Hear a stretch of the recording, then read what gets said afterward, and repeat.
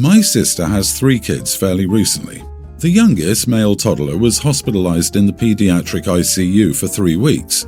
My sister or brother-in-law never left his side and traded off shifts at the hospital with caring for their other kids at home. My sister spent the majority of her time at the hospital, like 2 or 3 days straight at a time. Now, this is the part where I may be the idiot. We were having a family dinner a week after the baby came home, and my sister was tearing up talking about the experience and how she couldn't imagine leaving her child alone in that hospital. I thought that she should know how lucky she was to be able to stay or trade off with her husband, so I told her that not everyone has that privilege, like a single mom with other kids or working parents. She got quietly angry, looked at me, and said she didn't feel so privileged when she had to start CPR on her own child. She works where CPR is mandatory, and left without saying anything else. A few days later, I asked her for some of her old baby stuff because I was pregnant with my first, but she told me she planned on selling them or giving them away to someone else. I get the feeling she's still angry at me. My mom agrees that I wasn't the idiot at the table, but my sister is so angry. So, am I the idiot? You are the idiot. You made an unbelievably cruel comment when your sister is still emotionally raw. What was your goal in telling her that one of the scariest times in her life could have been worse? Trying to hurt her when she's just beginning to recover from an anguishing ordeal? Trying to provoke her by starting an argument? Are you a single mother and jealous of your sister? Yeah, the family's attention was straying from OP. She needed to underscore that the nephew nearly dying was no big deal and that her sister was just a drama queen. Now back to me. By the way, your mother is an idiot too for siding with you. Have you ever done CPR on a family member? I have. It was my mother, and it was hands down the single most traumatizing event of my life. If you've done CPR on a person, you know how awful it is. I would need so much therapy to recover from doing that to my child. It's accurate that your sister and husband have enough privilege to be able to stay by their baby's side. However, 1, that should be a basic human right, and 2, you rubbed that event in their face while they were still traumatized. I'm surprised she didn't go no contact. You, OP, are missing a sensitivity chip. Oh dear, you weren't pointing out her privilege, you were minimizing her traumatic experience. It's probably the least helpful thing you could say at that moment. It costs nothing to be kind. If you just had to say something, and you really didn't, a more empathetic response might have been, "I'm glad you were able to be there with him." End of sentence. OP, even if you thought your comment was helpful, once you saw how upset your sister was, if you cared about her and were not an idiot, you would just apologize to her directly. But you had the gall to ask for free baby stuff, which recently belonged to the baby you were so callous about. Unbelievable. What was your damn point? That she should be grateful? Can you hear how callous and clueless that is? You need to develop some basic social skills ASAP. I, 52 male, have a wife, 46, a daughter Emily, 29, and 2 sons, 18 and a teen. We adopted our daughter when she was 12, so we haven't known her as long as my sons. We operate a small grocery store in the area, and our finances are relatively okay. When my daughter turned 18, we offered her to stay with us and help out with the store, but she didn't want to do that and chose to go to college out of state. I can understand, as it was a prestigious school. We didn't pay for her education, but she never asked and seemed to manage fine. I think she got some grants but also took some loans, which I assume were forgiven or paid off. I do not know her finances, but she seems to be doing well. She's worked for many large tech companies, recently got a nice house, not super large but very modern and new, drives a nice car and dresses really fashionably. She has no partner or kids, so I assume she can save a lot. We've always been on good terms. I bought my elder son a car when he was 17, planned to do the same for my younger son, and help them both out to get a start in life by paying for their college and giving them a down payment for a house each. My daughter never complained about not getting these, and she had a good childhood since we adopted her and a nice house to live in. However, recently she learned of our intention to give my elder son a down payment when he finishes college, and ever since, while we still see her and even go to her place, my wife and I feel like she's acting curt towards us, so I think there might be some resentment. But I do not see how I could help her since she already has these things, doesn't plan to have kids unlike my sons, and is much more likely to earn more from her major than my sons, unless they take over our store someday. Obviously, our bond is a little different since she was adopted as an older child, but we still love her like our own. Am I the idiot? But we still love her like our own. Do you though? You don't treat her the same you do your biological children. The fact that you think this person, who you chose to adopt, should just be grateful to have had a nice house to grow up in, while your other children get all sorts of things you never gave her, is awful. You are the idiot. My parents sat me down and told me they couldn't help with college or even trade school after high school and to figure it out on my own. So be it. I worked my butt off, got a full academic scholarship, and have been independent since I was 18. My sister got her college paid for after dropping out twice, a month-long trip to Europe, a new car, etc., etc., etc. Do you think I'm not resentful nearly 30 years later? But we still love her like our own. Signs point to BS. I was weirded out after he said, "We adopted our daughter when she was 12, so we haven't known her as long as my sons." That's such an odd way to say that. Actually, gotta wonder if he loves his younger son less than his older one, since he's known him for 2 fewer years. Maybe he just wanted a live-in babysitter for his kids. They seem to treat her like a commodity, not their daughter. You are the idiot, OP, and how can you say with a straight face that you love your daughter as much as your bio kids is beyond me. If you want to make a credible case for fairness or equal treatment, get out your checkbook and start making payments to your daughter until you get to equality. Update: no need to flame me. We didn't think of these things as she was already an adult when we made these decisions. I will talk to my wife and consider talking to my daughter about helping her with her mortgage. We really do get along well with our daughter and I'm proud of her. She is a smart woman, went to a prestigious school, got a perfect GPA there and has an excellent job. My sons also had the option of running the store, but she's the one who got us considering college, and I hadn't realised how much more it costs now than in my time. I've been in a relationship with my fiancé for 7 years. We broke up several times, but we always found a way back to each other. We've been through a lot and we're more in love now than ever. My brother Joey has been with this girl Lana for 5 years and they have 2 kids together. She got pregnant with their first kid only a few months into their casual relationship, and they got serious after that. My family and I tolerate her for the kids. She's kind of loud, competitive and self-centered, and she copies me all the time because she's jealous, I guess. Last October, my fiancé finally proposed to me, and a couple of months later, to everybody's surprise, Joey proposed to Lana. He always said that he didn't want to marry her, so this totally came out of left field. Lana claimed they agreed to get married for tax reasons and they were in love too, but I call BS. She couldn't stand that I was getting married first, so she forced my brother to propose. Next, she set their wedding date to 1 month after mine to one-up me because that's how she is. I thought that wasn't fair to our guests because some of them live out of town and they can't afford to fly here twice in 1 month for 2 weddings. My mom agreed with me and we went over to Joey's house to talk them into pushing their wedding day out further. Joey and Lana got very defensive. Lana said that she always dreamed of a summer wedding and she had the perfect dress for it, which was bright white, and my mom made an unnecessary comment about how she shouldn't be wearing a white dress. It only made my brother angrier and he screamed at us.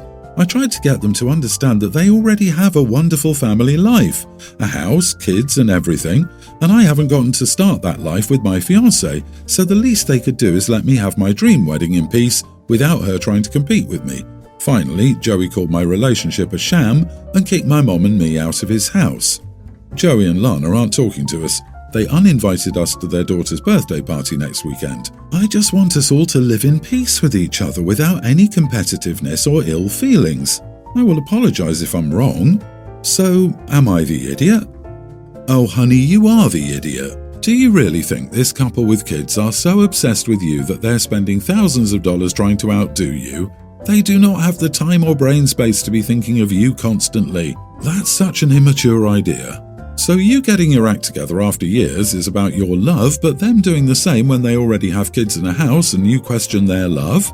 1 month is plenty of time, and if people can't go to their wedding because they can't travel to 2 weddings, then what is it to you? They can do what they like with their wedding and life. It has nothing to do with you. So stay in your lane and stop obsessing and commenting on their life choices. You and your mother sound rude and immature. Exactly. Hey OP, are you wearing white at your wedding? What does Mummy say to that? I can't fathom going to someone's house and yelling at them for planning a wedding after yours and somehow thinking you're in the right. Brother and fiancé are both owed a massive apology at the minimum. The fact that she thinks breaking up and getting back together several times has made their relationship stronger immediately left a bad taste in my mouth. It really was irrelevant to the story, but she somehow thinks it makes her relationship better. In my experience, it usually means a toxic relationship. Even the way she describes it, we've been through a lot, is peak toxic relationship red flags. OMG girl, get over yourself. OP is suffering from the main character syndrome. Imagine minding your own business, planning a wedding, and some psycho thinks your decisions have anything to do with them.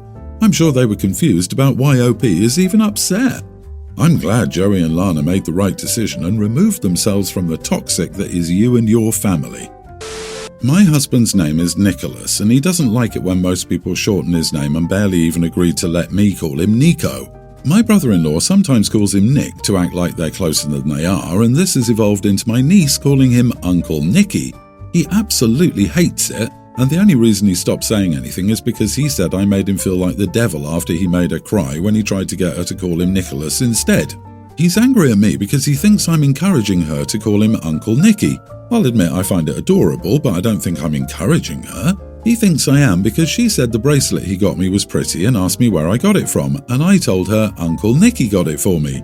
I referred to him as Uncle Nicky a few more times in that conversation, but when I noticed that he looked unhappy, I did try to change the subject. His big argument is that I should encourage her to call him Nicholas instead, since I know he doesn't like it. I told him she's a preschooler and she'll probably grow out of calling him Uncle Nicky, and he was making a big deal out of nothing. Am I the idiot? You are the idiot. When you're talking with your niece and referring to your husband, it's Uncle Nicholas. You don't have to correct her every time, but for goodness sake, you know that your husband hates being referred to as Nick, Nicky, or Nico, or any other diminutive. So why on this green earth aren't you calling him by the right name? If your young niece were talking about Pasgetti, would you follow suit or call it spaghetti? Just so here. Do better. People's names are not nothing. What the heck is wrong with this whole family? Call the man by his name, which is Nicholas, not Nick, not Nicky, and not Nico. What goes through a person's head when they decide that a cute nickname is more important than honouring their spouse's desires? You know, the person you promise to love and cherish above all others, the one you clearly don't respect. Don't complain if this erodes away at his affection for you. Worse than that, OP appears to find it funny. Honestly, I would have lost my temper in his place by now. This is so fundamentally disrespectful. Stop being an idiot and try being on your husband's side. It's not about you, it's about him. And your intentional disregard for something you know upsets him doesn't reflect well on you. No means no. My brother Jeffrey did not have a positive high school experience. Jeffrey didn't have any close friends, which was a lonely time for him. He doesn't have contact with anyone from high school. Jeffrey thinks that if a person has contact with anyone from their high school, even past teachers, it means they peaked in high school. He constantly makes assumptions about people, often strangers, based on his high school experiences. The comments he makes are mean-spirited and uncalled for. An example is how we were visiting a relative who lives next to a park and a random teenager was using the fitness equipment. Without any prompting, Jeffrey loudly said, "Better live up to those quarterback days now, you'll be working at a gas station after graduation." Whenever we go out, Jeffrey makes rude comments about the employees and assumptions about their time in high school. We recently had a lovely waitress at a restaurant, and Jeffrey felt the need to say, "Bet she was a prom queen once, now she's fat, probably raising 5 kids alone." As I said, his comments are just mean and uncalled for. Recently, we were at my parents' house for their anniversary. My daughter Emma was in the living room doing an online dance challenge. Jeffrey commented on how Emma should have grown out of doing online dance challenges, and be careful she'll wind up being her school's version of Kathy, a girl that Jeffrey and I knew in high school. Kathy was always nice to Jeffrey. Jeffrey had gotten angry and refused to talk to her after she went to prom with another boy instead of him. I reminded Jeffrey that Emma's a young teen and just to leave them be. Jeffrey again told me to be careful or else she'll end up being that fat single mom who always talks about her cheerleader days. In the past, I've just told Jeffrey not to be rude, but roping my daughter into his comments was when I had enough. I pulled Jeffrey aside to a more private area and told him that he needed to get over high school. I know it wasn't a great time for you, and I'm sorry, but you need to stop taking that out on other people. Start seeing a therapist again and do whatever you need to move on. Otherwise, you'll end up alone if you keep lashing out at others this way. Jeffrey told the rest of the family about what I said. I shared my side of the story, but several others told me that Jeffrey was just concerned for his niece's future after graduation, and telling him to get over high school dismissed and invalidated his experience. And not having close friends during developmental years can affect someone for their whole life. Jeffrey's experiences are valid, so I told him about returning to therapy so he can work on properly dealing with them. And Jeffrey's experiences do not give him the right to make such mean-spirited comments about others. It was a harsh reality check, but one that Jeffrey needed before he ruined any more relationships. Am I the idiot? Added for clarification, Jeffrey is 35. He was a freshman when I was a senior in high school. Jeffrey saw a therapist until his mid-20s, which is when the bitterness and comments really began to come out. He's 35 years old and making these comments. Jesus, I'm 35 and barely remember anything from high school. I had grudges and fights with friends and some full-on teenage drama, but it was so long ago. Now, when I think about it all, I think, stupid kids. Jeffrey needs to get back to therapy and get a life. Not the idiot, OP. Sounds like there's a very good reason he had no friends in high school. Who would want to be friends with such an unpleasant and ugly person? I'd go no contact with him if I were you. I'm curious, what has Jeffrey done that's so glorious after high school? Because it really sounds like he peaked there himself and never moved on with his life. It sounds like he is forever alone, judges everyone as beneath him, and is just a genuinely insufferable person with no friends or loved ones outside his immediate family. Yep, can kinda see why Jeffrey didn't have many friends in high school. He's not the most pleasant person around, is he? He seems to bear the world a mighty grudge for not giving him his ideal high school experience. And honestly, one of these days he's going to insult the wrong person. The moment you come after my kid is the moment you are dead to me. Truthfully, I think your reality check was a little too nice, and I'd not be contacting or visiting with Jeffrey anytime soon. As far as the other family members siding with Jeffrey, I'd also be giving them a wide berth.